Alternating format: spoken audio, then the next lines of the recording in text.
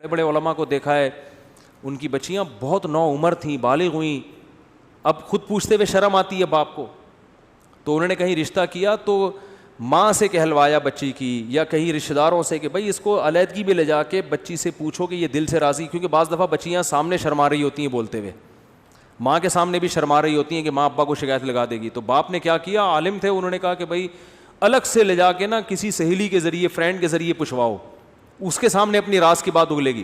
تو ایک بہت عالم تھے، بڑے مشہور ہیں، انہوں نے کیا کیا، انہوں نے مجھے بتایا کہ میں نے یہ کیا کہ میں نے ایک لڑکی کو، بچی کو بتایا کہ میری بیٹی سے جا کے پوچھو کہ میں یہاں تمہارا نکاح کر رہا ہوں، دل سے راضی ہو یا نہیں، تمہارے ابا کر رہے ہیں یہاں، اور اگر کسی اور سے چاہتی ہو تو بتا دو.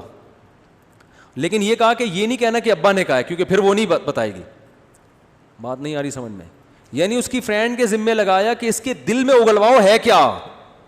بہت مشکل ہے بات سمجھانا، کیونکہ بچیاں اپنی فرینڈ کے سامنے تو لڑکی بتا دے گی نا، رشتہ داروں کے سامنے نہیں، اس کے دل میں کہ اگر یہاں نہیں کہیں اور ہے تو بتا دے. یہ بات آ رہی ہے؟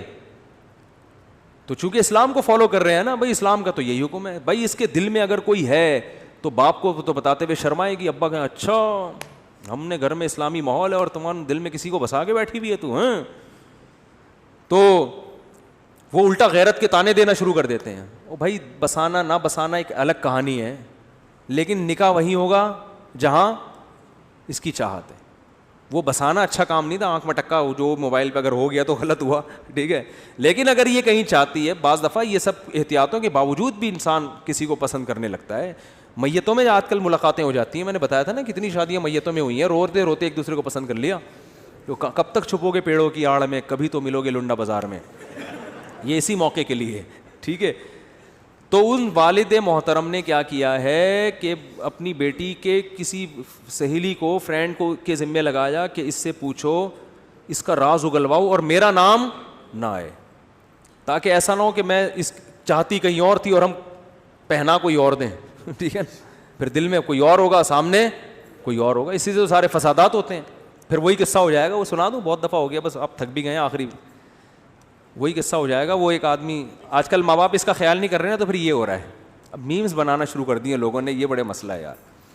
تو پھر وہی ہوگا کہ وہ آدمی گیا اور اپنی بیگم سے کہتا ہے آج سے تم ہی میری کائنات. وہ تو بیچارہ کسی اور سینس میں کہہ رہا تھا، تم ہی میری کائنات، تم ہی میری راحت، تم ہی میری مسرت. اس نے کہا اچھا.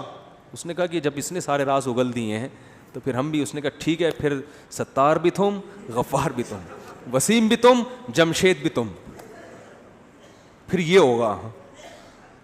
تو سختی کرے اتنی جتنی اسلام نے آپ کو اجازت دی ہے. تو بچی جہاں چاہتی ہے، ہاں غلط جگہ چاہ رہی ہو، چرسی کو دل دے بیٹھی، ٹھیک ہے نا، تو وہ اس طرح کا پھر ٹھیک نہیں. اللہ تعالیٰ سمجھنے کی، عمل کی توفیق عطا فرمائے. اسلام میں بڑی راحت ہے یار، بڑی راحت ہے. اسلام پہ چلو گے، گھر بھی خوش رہے گا، خود بھی خوش رہو گے. ورنہ بچیاں بھی بد دعائیں دیتی رہیں گی، ابا نے پتہ نہیں کیا مصیبت مجھے پہنا دی ہے.